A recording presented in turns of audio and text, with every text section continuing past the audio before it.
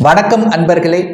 இன்றைய பதிவு 2024 வருடத்துக்குரிய மார்ச் மாதத்துக்குரிய பலன்கள். முதலில் இந்த மாதத்திற்குரிய கிரக நிலைகளை பார்க்கலாம். அப்போ மேசமனையில் குரு பகவானும் கன்னி மனையில் கேது பகவானும் அமர்ந்திருக்காங்க. இந்த மாதத்தினுடைய தொடக்கத்தில் சந்திர பகவான் துலாம் மனையிலும், செவ்வாய் பகவான் சுக்கிர பகவான் மகர மனையிலும், சூரியன் புதன் சனி இந்த 3 கிரகங்கள் கும்பமனையிலும், மீனமனையில் ராகு பகவானும் இருக்கிறார்கள். இந்த மாதத்தினுடைய கிரகங்களுடைய பெயர்ச்சியை பார்க்கும் பொழுது புதன் பகவான் இந்த மார்ச் மாதம் 7ஆம் தேதி என்று புதன் பகவான் கும்பமனையிலிருந்து மீனமனைக்கும், அதே மார்ச் 26ஆம் தேதி அன்று புதன் பகவான் மீனமனையிலிருந்து மேசமனைக்கு பெயர்ச்சியாகிறார்கள். மார்ச் மாதம் 7ஆம் தேதி என்று சுக்கிர பகவான் மகர மனையிலிருந்து கும்பமனைக்கும், மார்ச் 14ஆம் தேதி என்று சூரிய பகவான் கும்ப மனையிலிருந்து மீனமனைக்கும், மார்ச் மாதம் 15ஆம் தேதி செவ்வாய் பகவான் மகர மனையிலிருந்து கும்பமனைக்கும் பெயர்ச்சியாகிறார்கள். ஸோ இந்த கிரக அமைப்புகளை வைத்துக்கொண்டு இந்த மாதத்தில் என்ன நடக்கும், எதை செய்யலாம், எதை செய்யக்கூடாது, எந்தெந்த வகையில் நம்ம எச்சரிக்கையாக இருக்கணும், இந்த மாதத்துக்குரிய தெய்வ வழிபாடு எது சிறந்தது என்பதை பற்றித்தான் இந்த பதிவில் நம்ம டீட்டெயிலாக பார்க்க போகிறோம். அதற்கு முன்னால் நம்முடைய சேனலை ஃபர்ஸ்ட் டைம் நீங்கள் பார்ப்பவர்கள் என்றால் மறக்காம சப்ஸ்கிரைப் பண்ணிக்கிங்க. துலாம் ராசி அன்பர்களே, இந்த 2024 வருடம் மார்ச் மாதம் எப்படி இருக்கும் அப்படின்னு பார்க்கும் பொழுது உங்களுடைய ராசி அதிபதி லக்ன அதிபதி என்று சொல்லக்கூடிய சுக்கிர பகவான் 4ஆம் இடம் என்கின்ற சுகஸ்தானத்தில் வலிமையாக திக்பலத்துடன் இருக்கக்கூடிய ஒரு அற்புதமான ஒரு மாதம்.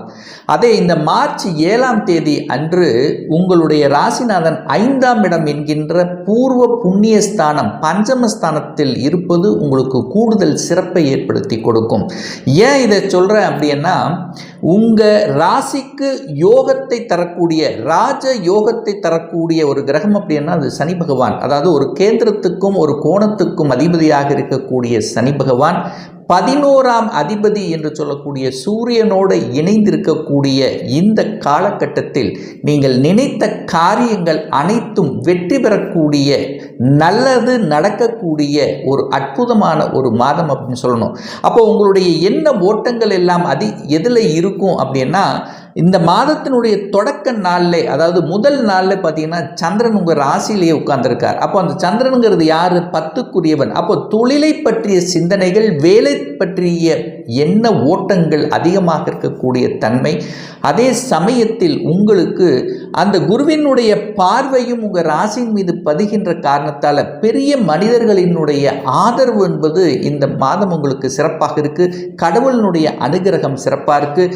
நீங்கள் கணவனாக இருந்தால் மனைவியை பற்றி, மனைவியாக இருந்தால் கணவன் பற்றிய சிந்தனைகள், அவங்களுடைய தொழிலை சார்ந்த எப்படி விரிவாக்கம் பண்ணுகின்றது அப்படிங்கிற பற்றிய எண்ண ஓட்டங்கள், சுகஸ்தானத்தை பெருக்கக்கூடிய தன்மைகள், குழந்தைகளை பற்றிய நினைப்புகள் தான் இந்த மாதம் அதிகமாக உங்களுடைய எண்ணங்கள், சிந்தனைகள் அதிகமாக இருக்கும். சரி, தனஸ்தானத்தின் அதிபதியாக இருக்கக்கூடிய அந்த செவ்வாய் பகவான் உச்ச பலத்துடன் வலிமையாக அமர்ந்திருக்கார் உங்கள் ராசிநாதனோட. அப்போ சுக்கிரனும் செவ்வாயும் இணைவு பெற்று இருக்கக்கூடிய இந்த காலகட்டத்தில் தனம் பெருகக்கூடிய தன்மை. ஏன்னா தனஸ்தானத்தின் அதிபதியாக இருக்கக்கூடியவர் அந்த செவ்வாய் பகவான். சுக்கிரன் என்பது கையிருப்பு பணத்துக்காரகன் அல்லவா? அப்போ 2 பேரும் இணைவிருக்கின்ற காரணத்தால் ஏதோ ஒரு ரூபத்தில் உங்களுக்கு இந்த மாதம் பணம் வந்து சேரக்கூடிய வாய்ப்புகள், அதே சமயத்தில் குடும்பத்தில் சுப காரியங்கள் செய்யக்கூடிய தன்மைகள், குடும்ப உறுப்பினர்கள் ஒன்றிணைந்து செய்யக்கூடிய தொழில்களில் லாபத்தை பெறக்கூடிய தன்மைகள், உங்களுடைய பேச்சுக்கள் அனைத்தும் பார்த்தீங்கன்னா இதுவரைக்கும் உங்கள் பேச்சு கேட்காதவன் கூட இந்த மாதம் உங்கள் பேச்சு கேட்பார். அப்போ நீங்கள் சொல்கிறது சரிதான் என்கின்ற அந்த எண்ண ஓட்டங்கள் கூட மற்றவர்களுக்கு தோன்றக்கூடிய தன்மை, உங்களுடைய வாக்குனால உங்களுக்கு மதிப்பும் மரியாதை கிடைக்கக்கூடிய வாய்ப்புகள் இந்த மாதம் உங்களுக்கு சிறப்பாக இருக்கு. 3ஆம் இடம் என்பது முயற்சி ஸ்தானம், தைரிய வீரியத்தை கொடுக்கக்கூடிய அந்த இடத்தை அந்த குரு பகவான் பார்க்கிறார். அப்போ 3ஆம் இடம் வலுப்பெறப் போகிறது. 3ஆம் இடம் வலுப்பெற்றாலே மனம் திருப்தியாக இருக்கக்கூடிய தன்மை, அதாவது தெளிவில்லாத, இதுவரைக்கு இருந்த தெளிவில்லாத தன்மைகள் இப்ப தெளிவாக இருக்கும். இதை செய்தால் நன்று, இதை செய்யலாம் என்கின்ற தைரிய வீரியத்துடன் இருக்கக்கூடிய ஒரு நல்ல மாதம் அப்படின்னு சொல்லணும். அதே சமயத்தில் குறிப்பாக இந்த கலை சம்பந்தப்பட்ட துறையில் இருக்கின்றவர்கள், அதுவும் குறிப்பாக பார்த்தீங்கன்னா இசை சம்பந்தப்பட்ட, மியூசிக் சம்பந்தப்பட்ட இருப்பவர்களுக்கு புதிய ஒப்பந்தங்கள் கிடைக்கக்கூடிய தன்மை, அதனால் புகழ் பெறக்கூடிய வாய்ப்புகள், நீங்கள் செய்யக்கூடிய எந்த விஷயமாக இருந்தாலும் மக்கள் தொடர்புகள் மூலம் நீங்கள் புகழ் பெறக்கூடிய வாய்ப்புகளையும் சந்தர்ப்பங்களையும் ஏற்படுத்தும்.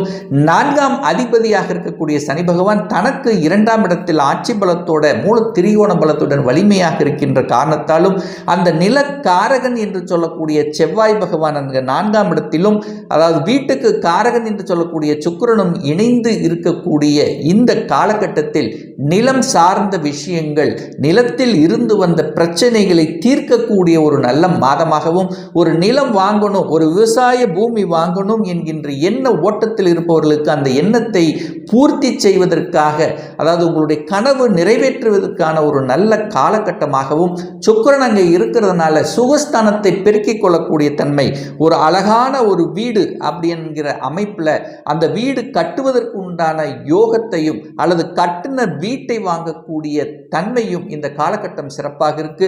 4ஆம் இடத்தில் சுக்கிரன் இருக்கிறதுனால, சுக்கிரனுங்கிறது வண்டி வாகனத்துக்குரிய காரகனுங்கிறதுனால வண்டி வாகனங்கள், அதாவது தான் ஆசைப்பட்ட வண்டி வாகனத்தை வாங்கக்கூடிய ஒரு அற்புதமான ஒரு காலகட்டமாக இருக்கிறது. என 4ஆம் இடம் என்பது வீட்டுக்கு வாகனத்துக்கு சொந்தமான அந்த ஸ்தானத்திலேயே பார்த்தீங்கன்னா சுக்கிரன் அமர்ந்திருக்கின்ற காரணத்தால், சுக்கிரன் வலிமையாக இருக்கின்ற காரணத்தால், இதுவரைக்கும் ஒரு 2 வீலர் தான் வச்சிருக்கிறேன், ஒரு 4 வீலர் வாங்கணும் என்கின்ற எண்ணத்தில் இருப்பவர்களும், அல்லது பழைய வாகனத்தை விற்றுவிட்டு புதிய வாகனங்களை வாங்குவதற்கும் ஒரு அற்புத காலகட்டமாக இந்த மாதம் உங்களுக்கு அமைய இருக்கிறது. 5ஆம் இடத்துல 5ஆம் அதிபதியாக இருக்கக்கூடிய சனி பகவான் வலிமையாக இருக்கின்ற காரணத்தாலும் 11ஆம் அதிபதியுடன் இணைவு பெற்றிருக்கின்ற காரணத்தால பூர்வீகம் சம்பந்தப்பட்ட விஷயத்தில், அதாவது ஒரு பாக பிரிவினை இருந்தது, ஒரு சொத்து பிரச்சனை இருந்தது, தகப்பன்னால ஒரு சின்ன சின்ன கருத்து வேறுபாடுகள் இருந்தது, எல்லாமே இந்த மாதம் பெரியோர்களுடைய துணையுடன் பேச்சுவார்த்தையின் மூலமாக சரி செய்யக்கூடிய ஒரு நல்ல மாதமாக அமைகிறது. குழந்தைகளினுடைய நலன்கள் திருப்திகரமாக இருக்கக்கூடிய தன்மை, குழந்தை பிறப்பு சம்பந்தப்பட்ட விஷயத்தில் இருந்து வந்த தடைகள் நிவர்த்தியாகக்கூடிய தன்மை அல்லவா.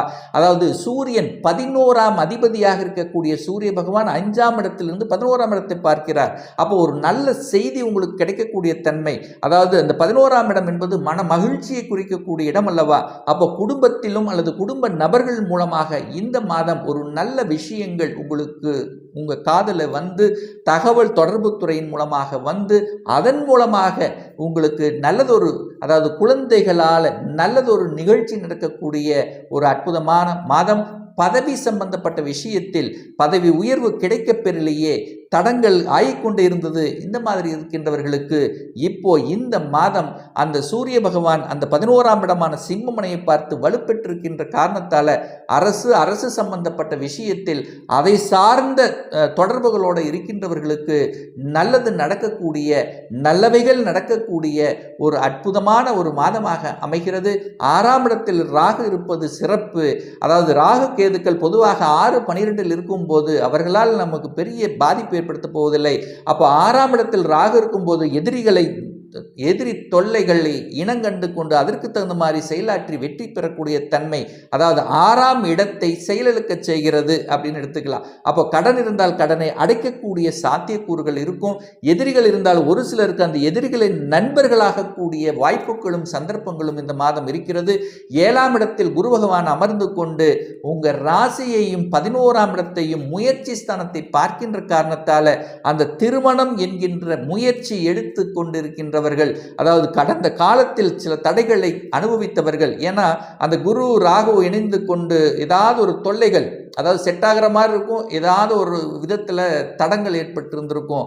அப்போது பார்த்து கொண்டு சென்றவர்கள் இப்போ ஒரு 3-4 மாதத்துக்கு முன்பு வரன் பார்த்துட்டு அதற்கு பதில் சொல்லாமல் இருந்தவர்கள் கூட இந்த காலகட்டம் உங்களை அணுகக்கூடிய தன்மை, அவர்களுடன் இணக்கம் ஏற்படக்கூடிய தன்மை, இன்னாருக்கு இன்னார் என்று அடையாளம் காட்டக்கூடிய ஒரு நல்ல மாதமாக அமைகிறது. அதே சமயத்தில் திருமணமாகி டிவோர்ஸ் ஆனவர்கள் 2ஆம் திருமணம் செய்வதற்கான வாய்ப்புகளும் சந்தர்ப்பங்களும், காதலில் இருப்பவர்கள் காதல் திருமணம் செய்யக்கூடிய வாய்ப்புகளையும் சந்தர்ப்பங்களும் இந்த காலகட்டம் உங்களுக்கு சிறப்பாக இருக்கிறது. பாக்கியஸ்தானத்தின் அதிபதியாக இருக்கக்கூடிய அந்த புதன் பகவான் 5ஆம் இடத்தில் இருப்பது கூடுதல் சிறப்பை ஏற்படுத்தும். ஒரு நல்ல பாக்கியம் கிடைக்கப் போகிறது, புதனால கிடைக்கப் போகிறது. தாய் மாமன் மூலமாக நல்லவைகள் நடக்கக்கூடிய தன்மையும், உங்க பேச்சு அறிவு புத்திசாலித்தனத்தின் மூலமாக ஒரு நல்லவைகள் நடக்கக்கூடிய தன்மையும், உங்க பேச்சு 4 பேர் கேட்கக்கூடிய தன்மையும், கடவுளினுடைய அனுகிரகமும், கோயில் சம்பந்தப்பட்ட விஷயத்துக்கு சமுதாய பணியாற்றுவதற்கு சிறப்பு தன்மையும் இந்த காலகட்டம் உங்களுக்கு இருக்கிறது.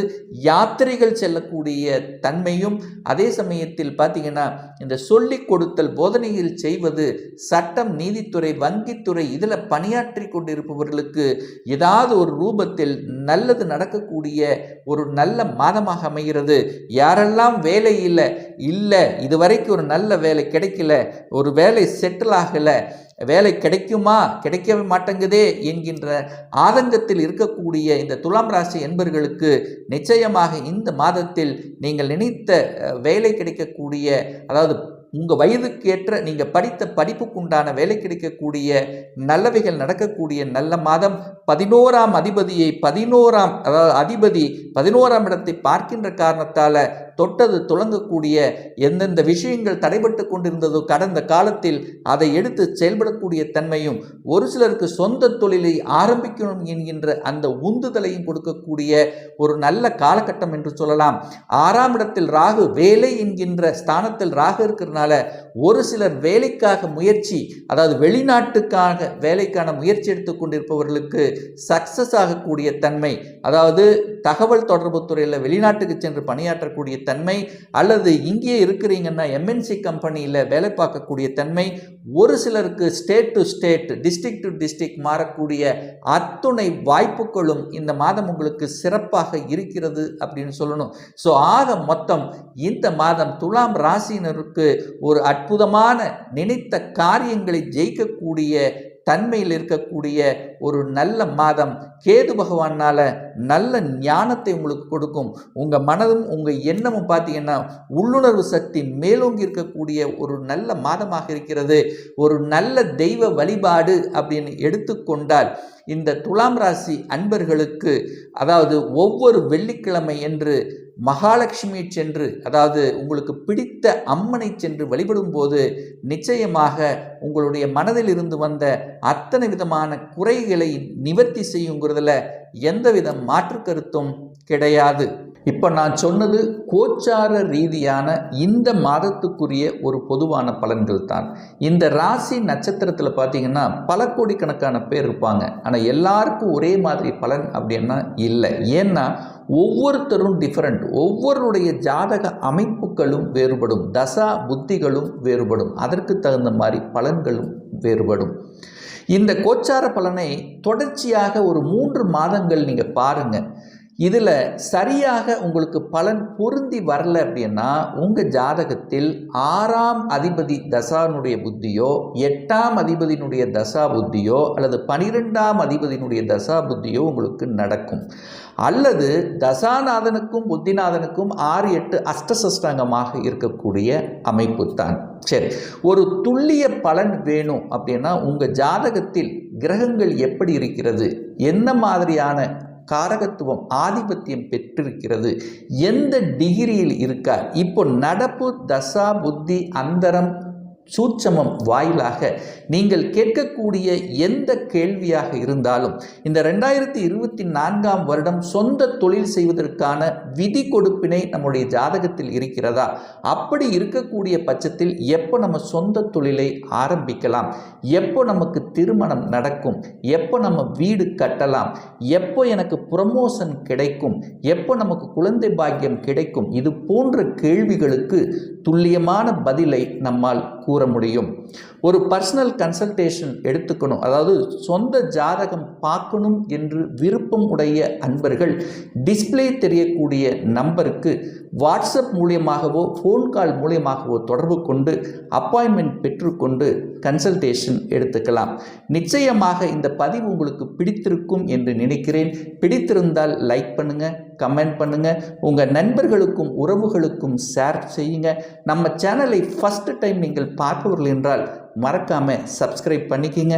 பக்கத்தில் இருக்கின்ற பெல் பட்டன் மற்றும் ஆல் நோட்டிஃபிகேஷனை கிளிக் பண்ணும்போது நான் போடக்கூடிய அடுத்தடுத்த பதிவுகள் உங்களுடைய நோட்டிஃபிகேஷனில் வந்து சேரும்.